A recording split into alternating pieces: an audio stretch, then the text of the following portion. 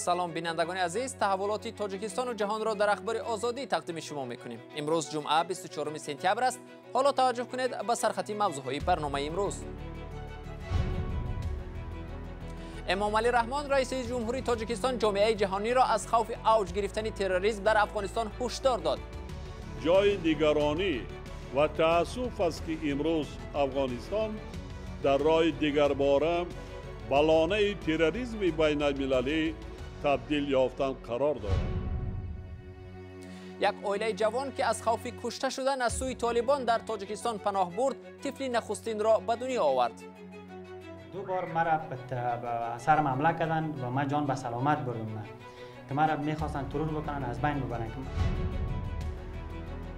قزاق‌هایی که برای رهایی نزدیکانشان در زندان‌های شینجان در نزد سفارت چین در قزاقستان اعتراض کردند، بازداشت شدند. او را مجبورند به ماشین سوار کرده دزدیده به چین بردند. در ماه دکبر 4 سال می شود. حالا او زنده است یا مرده است هیچ کس نمی‌داند. امام علی رحمان رئیس جمهوری تاجیکستان ضمن سخنرانی آنلاینی در مجمع عمومی سازمان ملل متحد طالبان را تنقید کرد و گفت افغانستان دیگر باره به لانه تروریستان تبدیل می‌یابد. سخنرانی رئیس جمهور روز 24 سپتامبر در این نشست نشر شد و او دیگر باره طالبان را به قتل و آدمکشی در دره پنجشیر متهم کرد و افزود که جامعه جهانی باید به این رفتار طالبان چشم نپوشد. ما شاهدی از محبس‌ها آزاد شدن هزاران اعضای داعش، القاعده و دیگر گروه‌های تروریستی گردیدیم. یعنی جای نگرانی و تأسف است که امروز افغانستان در راه دیگرباره بلانه تروریسم بین المللی تبدیل یافتن قرار دارد. رئیس جمهوری تاجیکستان گفت که به کارهای داخلی افغانستان مداخله نمی کند، ولی در این کشور باید حکومتی همه شمول با شرکت همه اقلیت‌های ملی و قومی به خصوص تاجیکان تشکیل شود که 46% مردم افغانستان را تشکیل می دهند. پس از غصب شدن حکومت در افغانستان از سوی طالبان، ده‌ها تن از نظامیان و ساکنان ملکی از افغانستان به تاجیکستان پناه آوردند. همکارانم نگاره فضل‌الدین و علیشیر ظریفی به سراغ یکی از چنین خانواده‌های پناهنده افغان رفتند که اخیراً در خانواده آنها طفل به دنیا آمده است.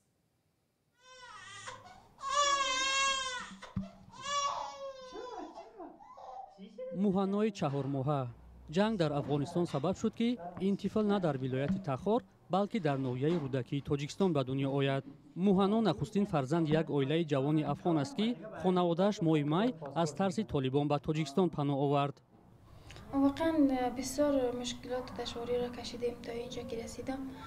من تا آخرای ماه نو بود، من ایش نمیخواستم که از تخار سفر داشته باشم، حتی از تخار از یک ولایت به دیگه ولایت، چون او مشکلات خود یک مادر، خود یک زن میتونه درک کنه که چقدر با مشکل مواجه است. ولی چون به خاطر آینده، به خاطر نگران بودن وضعیتمون، ما گفتیم که اگر طفل ما به دنیا بیاید افغانستان، باز ما امو خرج و مصرفی رو نداشتیم که 3 نفر باز ما پاسپورت و ویزا و چیزایش بگیریم. به همون خاطر گفتیم میشه که در کشور دومی بریم به اونجا به دنیا بیاید که برش یک امیدواری برای آیندهش باشه، مثلا پاسپورت هم کشور بگیره دیگه. تحمینه دانشگاه را ختم کرده است و میگوید در ولایت تخار به حیث فعال جامعه مدنی کار میکرد. شوهرش در کمیسیون انتخاباتی کار میکرد و به قول او طالبان بارها به او تهدید به مرگ کردند. من تقریبا 60-70 نفر کارمند زیر دستم کار میکرد در ولسوالی‌ها ناحیه‌های مختلف و کار میکردن که حتی کارمندای بسیار عادی ما بودن که وار حتی دست پایشان قطع کردند، کشتنشان، ترورشان کردند، از بین بردن. همین طالبایی که فعلا حکومت ما را گرفتن. اگر ما را باز حتی ما را داخل خود شهر طالقان صورت‌ها و همه چیزش پیش ما است، 2 بار مرا به سرم حمله کردند و من جان به سلامت بردم که مرا میخواستن ترور بکنن، از بین ببرن که ما چرا مثلا در یک جای هستم که مردم از ذهن سازی میکنم، دعوت میکنم برای دموکراسی و نظام مردم سالاری. پدر کودک حالا کار نمیکند. اجاره خانه در ناحیه رودکی بیشتر از 1000 سومانی است. من مثلا 18 سال تحصیل بکنم، بیم در کشور دونگی بیکار باشم و کار برای ما پیدا نمیشه. مشکلات اقتصادی از یک طرف دامنگیر ما شده، مشکلات بیکاری از یک طرف دامنگیر ما شده و دیگه با وجود مشکلات زیاد، تولد فرزند در خانواده امید آنها را به فردای نیک بیشتر کرده است. با این مصروف هستیم، با خندگکاش، با قصایکاش، با چیرش، با سیما. والدان موهنا آرزو دارند که دخترشان شهروندی تاجیکستان را صاحب شود و آینده کار و زندگیش را در کشور ادامه دهد، اما نمیدانند که تا کجا این امکان پذیر است. حقوقشناس دلشاد جوراєв میگوید این طفل شانس صاحب شدن شهروندی تاجیکستان را داراست. طبق قانون کنستیتوسیونی جمهوری تاجیکستان درباره شهروندی جمهوری تاجیکستان اساس برای پیدا کردن شهروندی تاجیکستان یکی از اساسهایش این تولد شدن در قلمرو جمهوری تاجیکستان می باشد. 2 روز اخیر از مرز تاجیکستان و قرقیزستان خبرهای نگران کننده می رسند.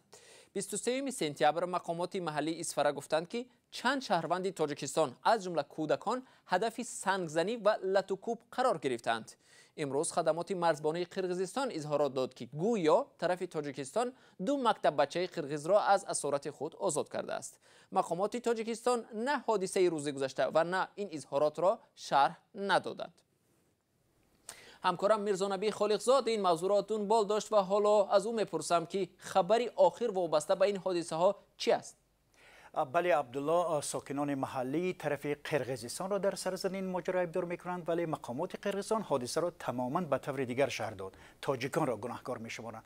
رئیس محله سامانیان صادق نبیف میگوید مکتب بچگان تاجیک هنگام بازگشت از درس ناگهان هدف حمله قرار گرفتند. چندین نفری آنها از جمله طالبان صنف‌های ابتدایی از سنگزنی قرقیزها مجروح شدند.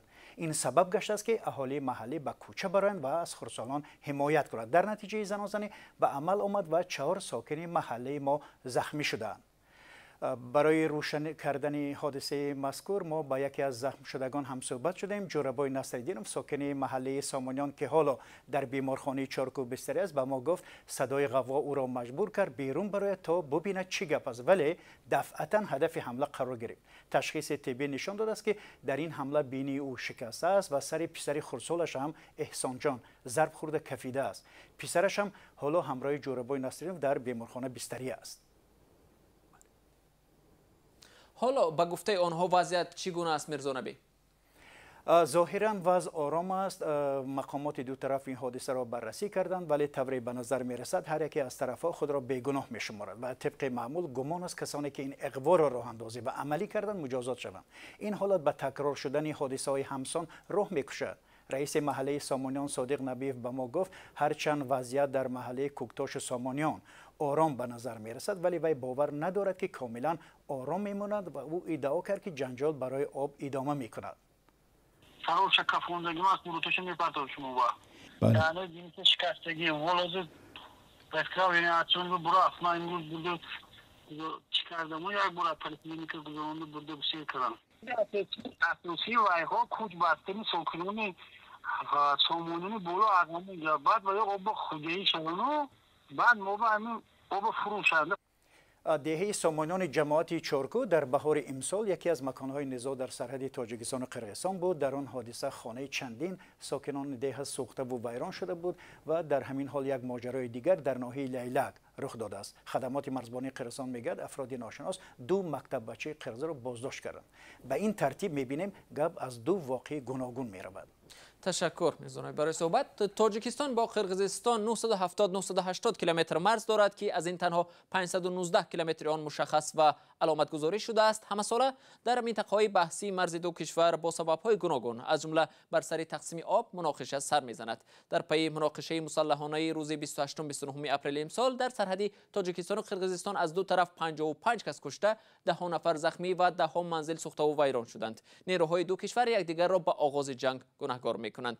دادستانی‌های کل دو کشور در پیوند به این حادثه پرونده گشوده تحقیق را آغاز کرده بودند، اما تا هنوز نتیجه آن را اعلان نکردند.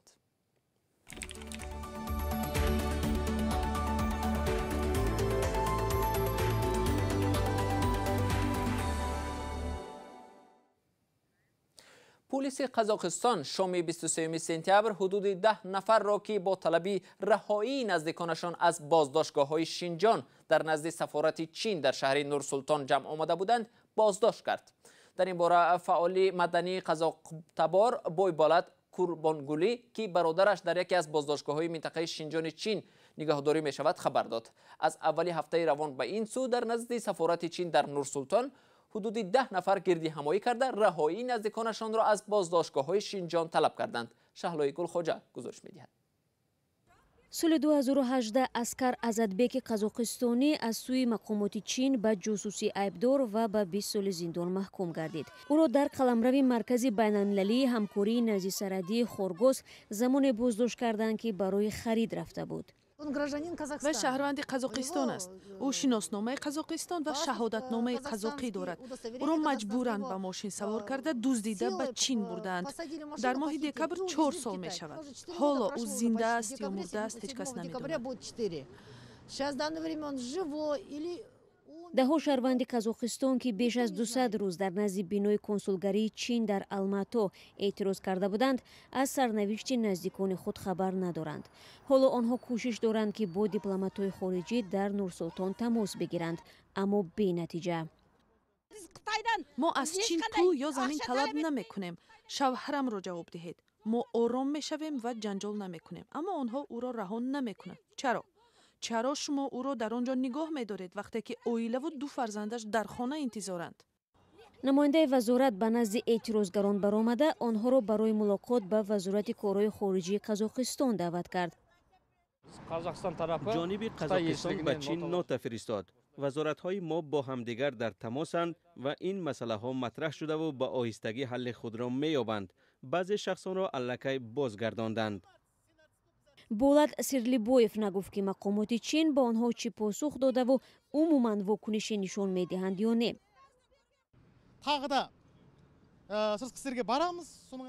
мо ба вазорати корҳои хориҷӣ меравем, онҳо мегӯянд ки нота фиристоданд.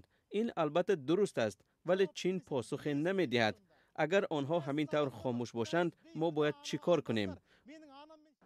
мардум бо сар додани шиор сафири мухтори чин дар қазоқистонро ба муколама даъват карданд, вале ҳеҷ як аз намояндагони консулгарӣ ба назди эътирозгарон набаромад.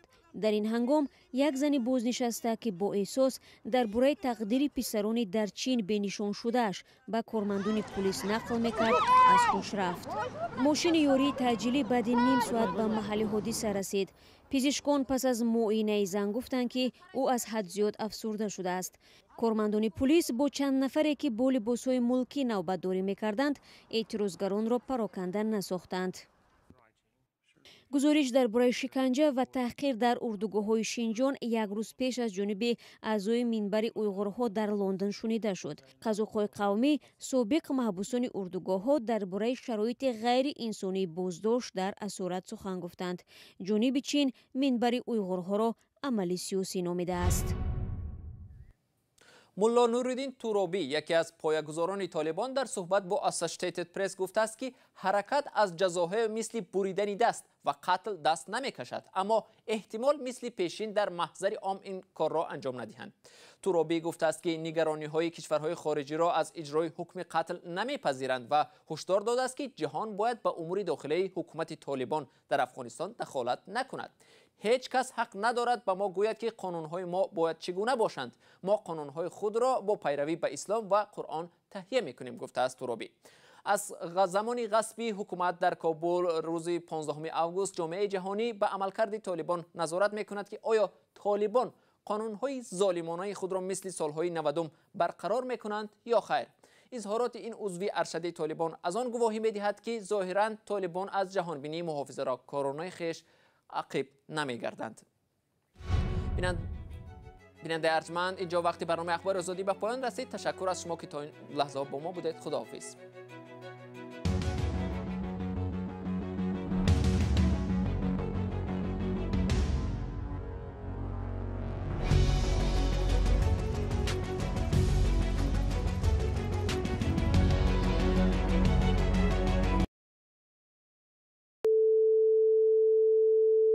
This is Radio